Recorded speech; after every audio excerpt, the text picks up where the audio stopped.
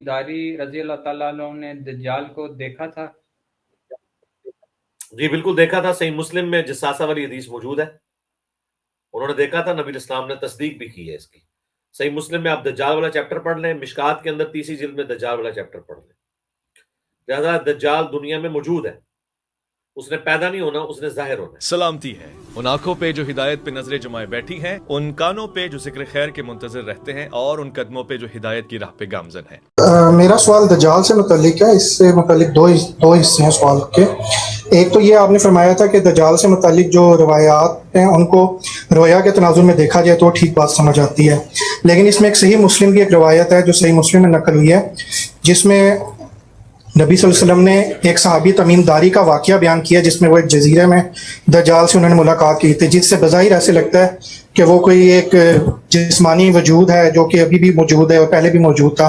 ایک تو اس کا ذرا سمجھا دیں، اس کو کیسے سمجھیں، اور دوسرا یہ جو روایات ہیں جس میں کہا گیا ہے کہ سورہ کہف کی پہلی 10 اور آخری 10 آیات پڑھیں تو دجال سے بچاؤ ہوگا، اور اس طرح کی باقی روایات ہیں، ان کو کیسے سمجھا جائے، اور اس کا سورہ کہف کا ان سے کیا تعلق ہے دجال سے؟ شکریہ۔ سورہ کہف کی آخری 10 آیات کا بعض روایتوں میں ذکر آیا ہے، بعض میں پہلی 10 آیات بھی ہیں، لیکن وہ صاف معلوم ہو جاتا ہے کہ راوی حضرات کی غلطی ہے، آخری 10 آیات ہی ہیں۔ تو آخری 10 آیات کو اگر آپ نکال لیں تو وہ اللہ تعالیٰ کی اسکیم کو بیان کر دیتی ہیں اس دنیا میں۔ تو جب آدمی کے اندر دین کا صحیح شعور پیدا ہو جائے اور وہ دین کو فی الواقع سمجھ لے تو اس طرح کے فتنے اس پر اثر انداز نہیں ہوتے۔ یعنی وہ کوئی منتر نہیں ہے کہ آپ نے آخری 10 آیتیں پڑھ لیں تو بس دجال سے نجات ہو گئی۔ غور و فکر کی طرف توجہ دلائی گئی ہے کہ ان 10 آیات کو سامنے رکھ کر بار بار ان کی تلاوت کرو۔ یہ ہم بھی بعض اوقات قرآن کے کسی خاص حصے کے بارے میں کہتے ہیں، جیسے کسی آدمی کو کہا جائے ویسے تو پورا قرآن توحید کو بیان کرتا ہے کہ سورہ اخلاص پر خوب اچھی طرح غور کر لو، یا اسی طرح پورا قرآن نجات کے شرائط بیان کرتا ہے، یا جن چیزوں پر نجات کی ضمانت دی گئی انہیں بیان کرتا ہے، لیکن سورہ عصر بہت موجز طریقے سے اسے بیان کر دیتی ہے۔ جی۔ تو اسی طرح وہ سورہ کہف کی آخری آیات اللہ تعالیٰ کا دین کیا ہے، اس سے متعلق ہمارا رویہ کیا ہونا چاہیے، ہمارے اندر اس سے متعلق کن چیزوں کو نشو و نما دینے کی ضرورت ہے، اسے بیان کرتی ہیں۔ تو اس میں جو ایک بنیادی بات حضور نے فرمائی کہ سچا صاحب ایمان دجال کے فتنے سے متاثر نہیں ہوگا۔ تو سچا صاحب ایمان بننے کے لیے ویسے تو کہنا چاہیے کہ پورا قرآن پڑھو، لیکن کتنے لوگ ہیں کہ جو پورے قرآن کو اپنے غور و فکر کا موضوع بناتے ہیں؟ تو حضور بعض اوقات بعض آیات کی طرف توجہ دلا دیتے ہیں، بعض حصوں کی۔ تو کسی موقع پر یہ بھی کہا ہوگا کہ سورہ کہف کی 10 آیات پیش نظر رکھو۔ تو یہ غور و خوض کرنے، سمجھنے، دین کو جاننے، اس کے اندر اترنے کی دعوت ہے، یہ کوئی منتر نہیں ہے اس سے بچنے کے لیے، نہ ایمان لانے کے لیے کبھی کوئی منتر کام آیا ہے، اور نہ کسی فتنے سے بچنے کے لیے۔ علم عقل کی روشنی میں سب چیزیں ہوتی ہیں، اور علم و عقل کو جلا جس چیز سے بخشی جاتی ہے وہ اللہ کی کتاب ہے، اور اللہ کی کتاب ویسے تو ساری ہی ہماری ہدایت اور رہنمائی ہے، لیکن بعض موقعوں پر علماء بھی اور اس سے پہلے اللہ کا پیغمبر بھی بعض مقامات کی طرف اشارہ کر دیتے ہیں، تاکہ اگر یہ توفیق نہیں ہے کہ سارے قرآن کو پڑھا جائے اور اس کے ساتھ ایک زندہ تعلق ہو، تو کم سے کم سورہ عصر ہی پڑھ لی جائے، کم سے کم کسی موقع کے اوپر سورہ اخلاص ہی کو ذہن میں رکھا جائے۔ ایسے ہی سورہ کہف کی کوئی آیت، سورہ بقرہ کی آخری آیات دیکھیے، سورہ آل عمران کی، حضور بڑے اہتمام سے نمازوں میں بھی پڑھتے تھے ان کو۔ اسی طرح کا معاملہ سورہ منافقون کی آخری آیات کا ہے۔ تو بعض مقامات ہیں قرآن مجید کے جن سے دین کا کسی نہ کسی معاملے میں بڑا غیر معمولی شعور پیدا ہوتا ہے، زندہ ہو جاتا ہے انسان۔ تو وہاں پر بھی یہی صورتحال ہے۔ سورہ کہف میں آخری 10 آیات، میں نے اسی روایت کو قبول بھی کیا ہے اور یہ بتا بھی دیا ہے کہ پہلی 10 آیات راوی کی غلطی ہے، ان کو پیش نظر رکھنا چاہیے۔ ایک تو یہ بات ہوئی۔ دوسری تمیم داری کی روایت ہے، ویسے تو اس وقت اس کی سند پر بھی بہت کچھ تنقید ہو گئی ہے، لیکن اگر تھوڑی دیر کے لیے مان لیں تو میرے نزدیک تو سرے سے وہ کوئی واقعہ ہی نہیں ہے۔ یعنی ہوا کیا ہے؟ ہوا یہ ہے کہ کسی جگہ کے اوپر کسی جزیرے میں لوگ چلے گئے ہیں، جہاں کسی گرجے میں انہوں نے دیکھا ہے کہ کسی شخص کو باندھا ہوا ہے زنجیروں میں، اور وہ اپنے آپ کو دجال کہتا ہے۔ اس طرح کے پاگل اور مجذوب دنیا میں بہت جگہوں پر آپ کو دکھا دیے جا سکتے ہیں۔ تو اس طرح کے کسی ذہنی اختلال میں مبتلا شخص سے ملاقات ہوئی ہے جس کو ایک واقعہ مان لیا اور کچھ بھی نہیں ہے، اس میں کیا ہے؟ ٹھیک ہے سر، بہت شکریہ۔ بسم اللہ الرحمن الرحیم۔ ہم نے پچھلی نشست میں صحیح مسلم کی ایک روایت کا مطالعہ کیا تھا جس کا رقم 158 ہے۔ یہ روایت ہم نے پڑھ لی، اس کا ترجمہ بھی پڑھ لیا۔ اس میں قیامت کی 3 نشانیاں بیان ہوئی ہیں۔ ایک سورج کا اپنے مغرب سے طلوع ہونا، اس وقت سورج کے لیے ایک مشرق ہے، وہ غروب ہوتا ہے اس سے بالکل الٹ سمت میں جا کے، وہ مغرب سے طلوع ہو جائے گا۔ دوسرے دجال، اور تیسرے زمین کا جانور۔ ان 3 نشانیوں کے بارے میں اس روایت میں یہ کہا گیا ہے کہ جب یہ نمودار ہو جائیں گی تو کسی کو پھر اس کا ایمان نفع نہیں دے گا، یعنی گویا توبہ کا دروازہ بند ہو گیا، قیامت کے مرحلے میں لوگ داخل ہو گئے۔ سورج کا مغرب سے طلوع ہونا، اس پر میں تفصیل سے گفتگو کر چکا ہوں۔ زمین کے جانور سے کیا مراد ہے، اس پر بھی بات ہو چکی ہے۔ دجال کے بارے میں بات نہیں ہوئی تھی۔ اس روایت میں تیسری نشانی یہی بیان ہوئی ہے۔ اس کو سمجھ لیجئے۔ اس کے بعد پھر اس باب کی آخری روایت ہے جس میں وہ سب نشانیاں ایک ہی جگہ بیان ہو گئی ہیں جو قیامت کے وقوع کی نشانیاں کہی جا سکتی ہیں۔ میں ابتدا میں بیان کر چکا ہوں کہ ایک قرب قیامت کی نشانیاں ہیں، قیامت قریب آ گئی، اس میں تو خود رسول اللہ کی بعثت بھی اس کی ایک نشانی ہے، یعنی نبوت ختم ہو گئی، تو اس کا مطلب یہ ہے کہ اب اللہ تعالیٰ فیصلہ کرنے والے ہیں۔ پھر وہ 2 نشانیاں جو ہمارے زمانے میں نمودار ہوئی ہیں اور جن کو اس وقت بھی ہر شخص بچشمِ سر دیکھ سکتا ہے، ان کی تفصیلات عرض کرتی تھی۔ قیامت کی وہ نشانیاں جن کے بعد ایک درجے میں حجاب اٹھنا شروع ہو جائے گا، اسی لیے یہ فرمایا ہے کہ پھر توبہ کا دروازہ بند ہو جائے گا، وہ 10 ہیں اور ایک ہی روایت میں بیان ہوئی ہیں، اور وہی اس باب کی آخری روایت ہے۔ اس کے بعد تفصیلات ہیں، یعنی انہی 10 نشانیوں کی تفصیلات میں بہت سی روایات، بہت سے واقعات بیان ہوئے ہیں، ان کا ہم الگ سے مناسب سمجھیں گے تو مطالعہ کریں گے، لیکن یہ باب اس اگلی روایت پر پائے تکمیل کو پہنچ جائے گا۔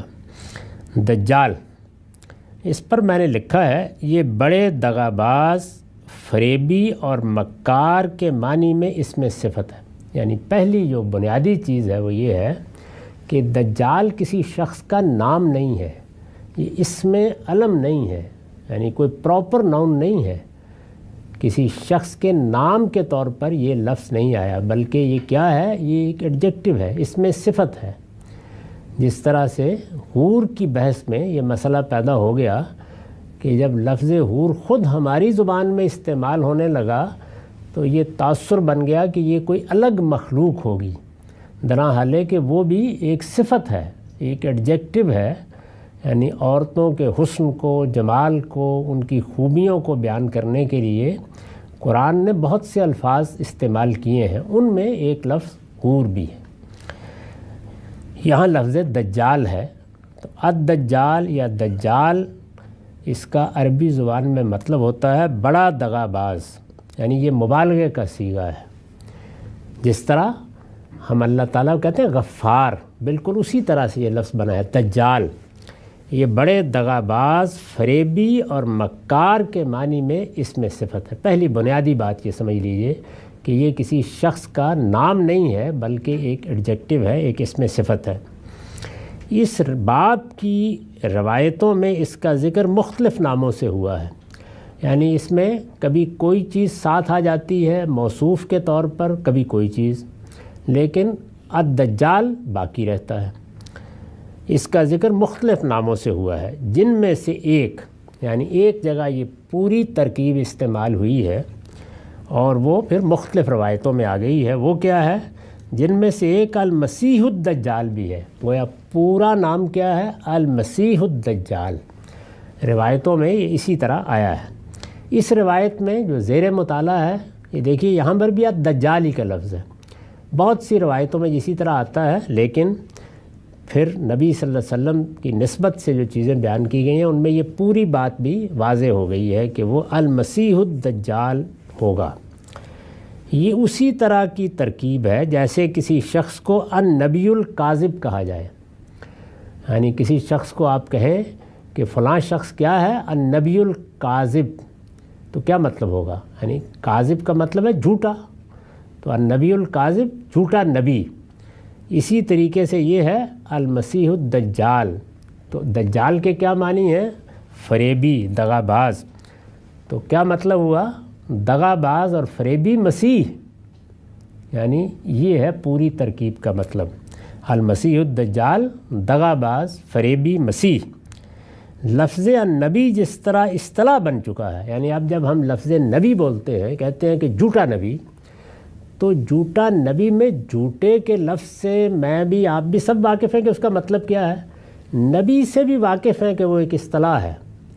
یعنی یہاں اب نبی کے لغوی معنی کی ضرورت نہیں ہوتی دیکھنے کی، نبی ایک اصطلاح ہے اللہ تعالیٰ کی طرف سے جن لوگوں کو بھیجا جاتا ہے کہ وہ جا کر قیامت کی خبر دیں، قیامت کی منادی کریں، ان کو نبی کہا جاتا ہے۔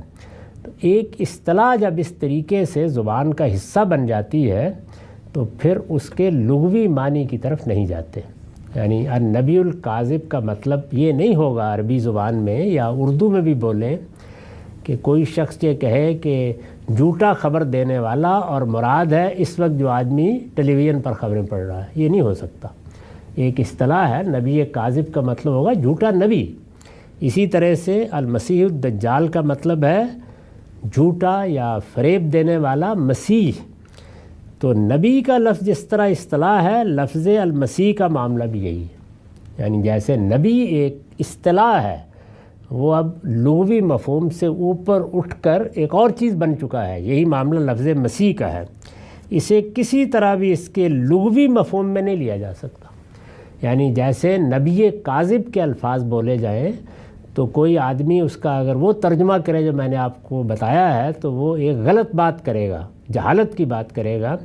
اسی طرح لفظ مسیح کا بھی ایک لغوی مطلب ہے، لیکن یہ اس معنی میں اب نہیں لیا جا سکتا، یہ اصطلاح بن چکا ہے۔ پھر یہ بات بھی ملحوظ رہے کہ وہی بات کہنا مقصود ہوتی تو جو علماء نے بالعموم اس سے سمجھی ہے تو اس کے لیے موضوع ترکیب الدجال الممسوح کی تھی، یعنی اگر وہی بات کہنی ہوتی تو پہلی چیز تو یہ ہے کہ المسیح کا لفظی استعمال نہ کیا جاتا کیونکہ وہ اصطلاح بن چکا ہے۔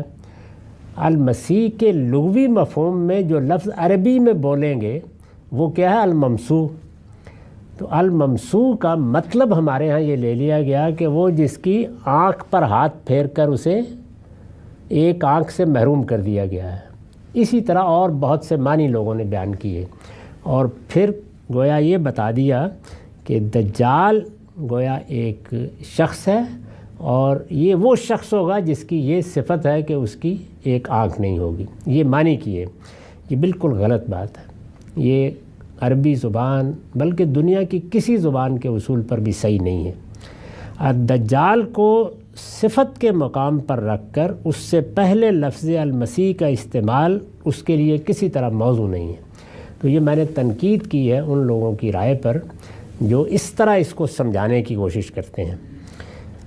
چنانچہ لفظ المسیح پر الف لام ہمارے نزدیک عہد کا ہے، یعنی المسیح اس پہ الف لام ہے۔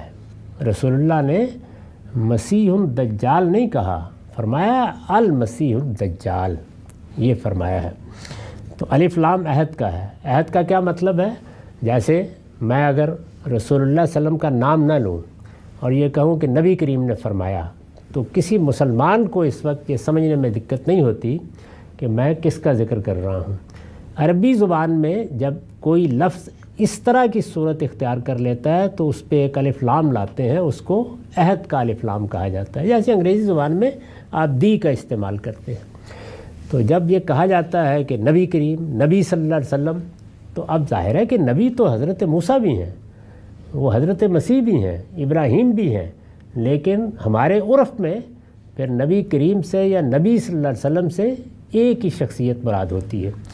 تو مسیح کا معاملہ بھی بالکل ایسے ہی ہے، یعنی مسیح یہودیوں کے ہاں ہر نبی مسیح تھا، ان کے ہاں یہ طریقہ تھا کہ جب کسی کو نبوت ملتی تھی تو پہلے جانے والا نبی، پے در پے نبی آ رہے تھے، کفینا من بعدہ بالرسل کہا ہے نا قرآن نے، ایک کے بعد دوسرا نبی، تو جب دوسرا نبی آ جاتا تھا تو پہلا نبی اس کے سر پر تیل کی چند بوندیں ڈال کر مسا کرتا تھا اسے، اس سے یہ لفظ بنا مسیح، یعنی گویا یہ اس کی طرف سے اعلان ہے کہ اس کا تقرر ہو گیا ہے، یہ اب اللہ کا پیغمبر ہے، تو سارے نبی مسیح کہلاتے تھے۔ اس میں یہ پیشین گوئی کی گئی کہ ایک وہ آئے گا جو پیدائش سے خدا کا مسیح ہوگا، یعنی اس کو کسی کے تعارف کی ضرورت نہیں ہوگی، وہ اپنا تعارف آپ ہوگا۔ تو حضرت مسیح بن باپ کے پیدا ہوئے اور بچپن میں انہوں نے اپنے پیغمبر ہونے کا اعلان کیا، اس وجہ سے وہ المسیح کہلاتے ہیں۔ تو قرآن مجید میں یہ المسیح کا لقب ان کے لیے استعمال ہوا ہے، جس طریقے سے میں نے عرض کیا کہ اب النبی ہمارے لیے ایک شخصیت ہے جس کو ہم جانتے ہیں، تو المسیح کا مطلب ہے حضرت مسیح علیہ السلام، یعنی انہی کا ذکر ہوگا جب بھی ہوگا۔ تو مطلب کیا ہوا؟ المسیح الدجال یعنی وہ مسیح جو فریبی دغا باز ہوگا اور یہ دعویٰ کرے گا کہ میں مسیح ہوں اور اس میں جھوٹ بول رہا ہوگا۔ تو جیسے النبی الکاذب ایک اصطلاح ہے، اسی طرح المسیح الدجال بھی ایک تعبیر بن گئی، یعنی جھوٹا نبی۔ کیا مطلب؟ یعنی وہ شخص جو نبوت کا جھوٹا دعویٰ کرے، اور المسیح الدجال وہ شخص جو مسیح ہونے کا جھوٹا دعویٰ کرے گا۔ یہ لفظ کے معنی ہے جس کو میں نے واضح کیا۔ یہ ابھی کافی مفصل بحث ہے، اس کو اگلی نشست میں کریں گے۔ وآخر دعوانا الحمدللہ۔